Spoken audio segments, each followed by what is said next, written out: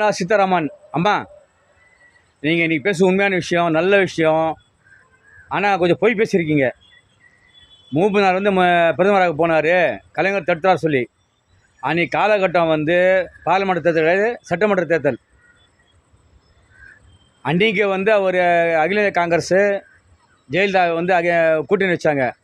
அதை அகேன்ஸ்ட் பண்ணி பிரிஞ்சு வந்து தனி கட்சி தொடங்கி திமுக ஆதரவு வந்தார்.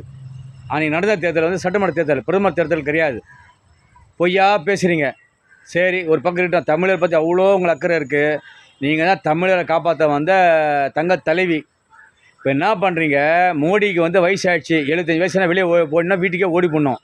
இப்போ நீங்கள் என்ன பண்ணுறீங்க? நீங்கள் அண்ணாமலை, தமிழிசை சவுந்தரராஜன், எச்ஆர் ராஜா எல்லாம் சேர்ந்து போர் கொடுத்துக்கிறீங்க. என்னான்னு சொன்னால், இப்போ வந்து தமிழர், பச்சை தமிழர், பச்சை போய் பேசுகிறத பச்சோந்தி வாசன் கிடையாது, பச்சை தமிழர் வாசனை நீங்களாம் சேர்ந்து பிரதமர் ஆகுறீங்க.